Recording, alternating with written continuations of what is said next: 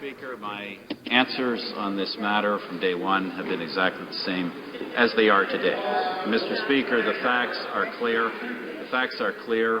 Mr. Duffy was told.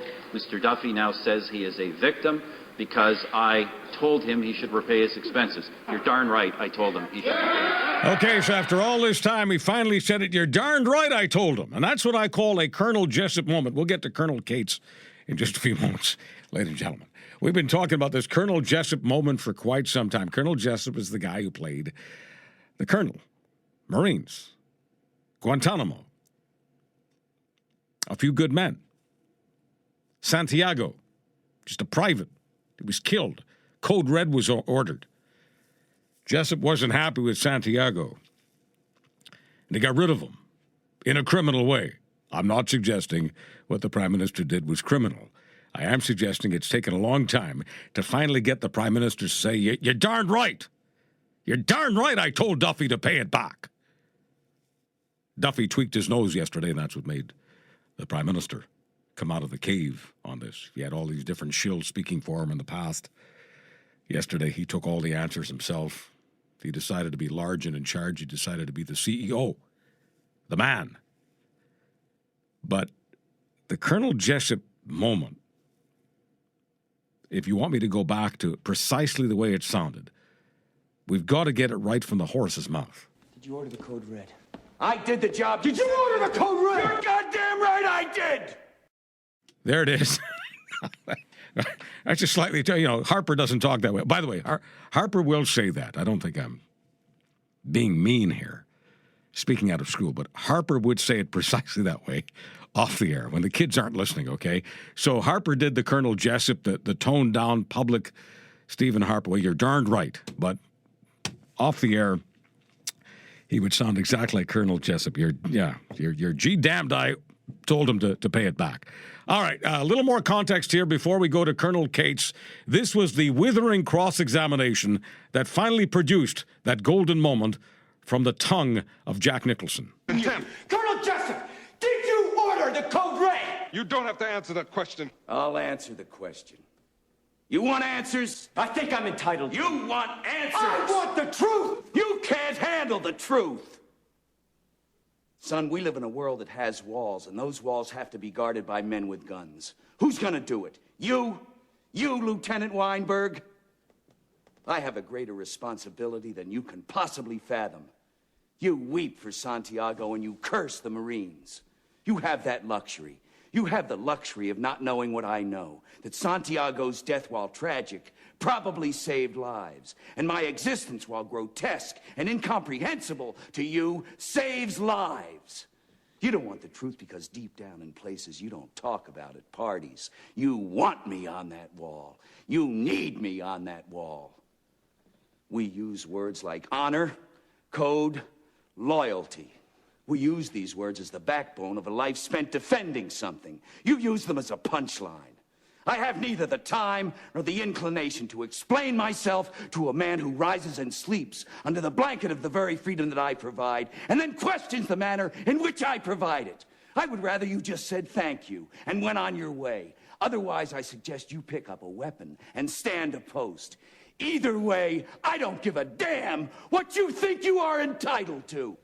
Did you order the Code Red? I did the job. Did you order the Code Red? You're goddamn right I did! There it is. There's Jack Nicholson having a Stephen Harper moment. You're damn right I did. I made Duffy pay it back. That's my job. He shouldn't have taken the money. Now, of course, it gets a lot more complicated because he didn't pay it back. He got $90,000 from Nigel Wright. At the moment, there's no evidence that Harper was aware of the $90,000 payment, so the opposition is going after him. One problem with all of this, Duffy's treatise rests on one principle, that he felt, and he felt he was backed up by Deloitte on this, that he wasn't violating the rules, technically, by claiming that he was living in PEI, and so when he was in Ottawa doing all that business in Ottawa, like being in the Senate, he should charge you and me. expenses for being in Ottawa, which is where he's been living for decades. But technically, he says Deloitte said it wasn't wrong. And so Duffy said that's why he didn't want to pay back the $90,000. Because if he admits guilt by paying the $90,000, then he's an embarrassment for life. He's letting down the Canadian people. He said, I've been perceived as an honest person. And if I pay the $90,000, I'm now admitting that I've been a dishonest person. So that's what his entire treatise, his entire argument, his entire war against the PMO is resting on. And of course, the only problem with that is most people, whether they're conservative, liberal, or whatever, agree with the Prime Minister on this. That he shouldn't have pretended that he was a Prince Edward Islander when he was an Ottawan, and that he shouldn't have charged the public $90,000, even if it was technically okay. In the real world that you and I live in, it ain't okay. It's a lie, and you're living a lie. You're taking advantage of some sort of loophole, but it ain't ethical. You're not an elder at that point. You're not a role model. You're not Papa. You're not a father figure. You're nothing. Which is why his entire argument ends up collapsing. But, as I said yesterday, he is a hell of a storyteller, a hell of a communicator. Now, the business about Colonel Cates. Hal Anderson has the mayor on every Thursday at 7:45 here on 680 CJOB. And so here's what happened today. Charles Adler has been pretty critical of you. Can I just play a little bit of what him and I were talking about yesterday and then get your thoughts? Sure. Okay. I mean, he has to, in my opinion, apologize for making some lousy decisions. And to just do this routine stuff about how, quote, mistakes were made and it's everybody on council. You're the CEO. You've got the hammer. You're Papa. Mr. Mayor? Well, first of all, let me just say this, is that we have some very competent staff at City Hall. We also have some who've made some mistakes. And as I said earlier, I think we all bear responsibility, including, of course, yours truly. But to ask someone to be responsible directly for, hundreds of people's actions, I think is a little on the heavy side. There's no question about that. I mean, we have statutory officers, we have directors who make decisions, and if one thinks that the mayor and or council should be held accountable for every good or every bad decision those individuals make, then I guess Mr. Adler has a point. If they don't, then I guess he doesn't. So, from my point of view, I've already stated that we do bear responsibility. There's no question about that, which is probably why we spent the last 3 days trying to clean this up and make sure it doesn't happen again, and also to get to the very bottom of it all. Well, the problem, of course, is that when you're the CEO, and as I was sharing with Hal earlier, nobody who's looking for a CEO, I mean, no headhunting firm, scouting for CEOs, listening to that, is going to say, yeah, that's our guy. That's who we want. Because to just say, I'm just one of many people here. Now, a lot of us have responsibilities here. It's not very leader-like. Not everyone here has power. One person has far more power than everyone else, the CEO. And over the course of the last couple of years, while this stuff was going on, it's the job of the CEO to take the information that he's been getting on things that are going wrong and to make changes, not to pretend that there's nothing wrong, and not to lie about what's going on that's wrong when it's being pointed out to you that it's wrong, not to be in denial, and not to mislead. But at the end of the trail, if you haven't made the right decisions, the right hiring decisions, and you haven't done anything about the trail of bad decisions that are being made, the trail of rules that are being broken, if you're not doing anything about that, and it requires even more money to be spent, gazillions of dollars on an audit, and then finally the audit has you dead to rights, and then at that point you go, okay, fine. Mistakes were made. Well, mistakes were made, Many of the mistakes that were made because of your poor decisions, and you had the power. That's the whole point. You had the power. So you're not just like everybody else. And so, once again, I'm sorry, but you're SOL on this, Sam. And so, yeah, you owe us an apology. An apology is much more than, yeah, mistakes were made. A lot of us are responsible. I don't want to point any fingers. Let me just give you some of the litany here. We've had a whole lot of discussion earlier this week from CJOB News Director Richard Cloutier, who got his hands on some very key documents, the original version, the original draft of the audit. And the Free Press showed some class, giving CJOB credit on the front page when that was revealed. Let me give the Free Press some credit here for just offering a laundry list of what we're talking about here. And when you listen to some of this, you simply have to ask yourself the question, is this just about mistakes being made, or is this about lies being told throughout the process? And when lies have been told throughout the process that ended up costing the taxpayers' money, that ended up making this city look bad, that ended up demoralizing everyone at City Hall, when you've abdicated leadership that poorly and that badly, do you owe the public a lot more than just, well, mistakes were made, a lot of people here are responsible, we're going to learn from the mistakes and change them? Or do you owe a heartfelt, sincere, genuine apology? Over the past 14 months, senior officials told outright lies to the public about Winnipeg's fire paramedic station replacement program. Ernst & Young's external review of the badly managed, over-budget, unfairly tendered construction of 4 new fire paramedic stations illustrates the fact in stunning and depressing detail. August 2012, so we're going back about 18 months.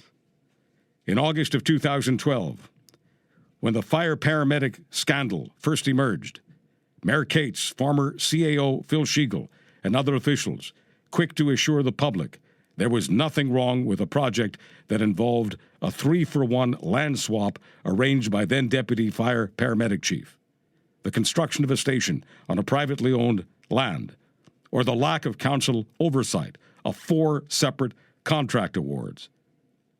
The mayor, the CEO, the boss, who says mistakes were made, assured everyone that there was nothing wrong with this. Here's a quote from the guy he hired, Phil Schiegel. There's nothing that's been done. That's an absolute statement. There's nothing that's been done that's untoward. He said this at a news conference, City Hall, the end of August 2012. That's only about 15 months ago. I think we followed all the procedures and policies we have, said the former CAO, who claimed his own oversight took place at 50,000 feet. He was found by Ernst & Young to have conducted the majority, I'm quoting now from the report, the majority of project oversight where oversight occurred. Now, sitting at the same table, former Fire Paramedic Chief Reed Douglas, found by the audit to lack the expertise to handle the program. And he admitted as much to council and the public this week. So the guy who hired the CAO was Cates. Shouldn't have hired him. Cates hires Schiegel. Shouldn't have hired him. Bad judgment. Schiegel's got Reed Douglas doing all this stuff. Bad judgment.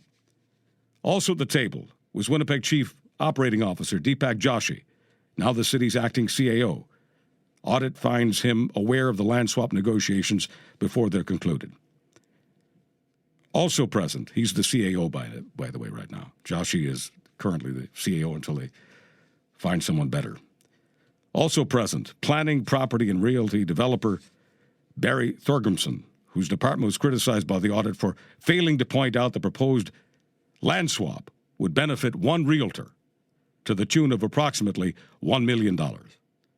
Also present, City Solicitor Michael Jack, whose team of lawyers was criticized by the audit for failing to advise the city against signing off on the construction of Station Number 12 on the realtor's land, on Shindico land. Also present, Materials manager Barb Davignon, whose unit was criticized by the audit for advising it's okay to split up construction contracts in a manner that avoids council scrutiny. Also present, CFO Mike Ruda, who according to the audit signed off on allowing a contract award for only the foundation of station number 11. This is against city practices. And so the audit finds most of these officials raised concerns. And so if they're raising concerns, the CAO, Schiegel, and the CEO, Mayor Cates, are aware of the concerns, but what's done about the concerns? You can't just wait for another 12 months or 15 months and spend gazillions of dollars on an audit to say, oh, by the way, I guess we should have been concerned. 14 months later, the mayor told reporters and the public, by extension, he had no idea, and you heard that right here on CJOB. He had no idea why Schiegel resigned from the city, even though just a few weeks earlier, Schiegel was shown portions of the audit and given an opportunity to respond, and Cates continues to deny that he knew anything about the audit before he signed off on the severance package, and that's what got a lot of us inflamed. The severance package for Schiegel. All this incompetence, and someone walks away with $250,000. As I said on this air, if you're an incompetent and they gas you, they fire you, they throw you down the stairs, it feels like you've taken a bullet. There's a big difference between taking a bullet and cashing a lottery ticket. Schiegel gets to cash a lottery ticket because the CEO, who owes you an apology, won't apologize and pretends he's just one of many people. He was the only one and is the only one to have the authority to make sure that the CAO gets the lottery ticket, which is what's happened here. So the bottom line, a lot of people lied to the public. A lot of people lied to you. The mayor has no room for deniability here. And many other members of council are speaking now, well,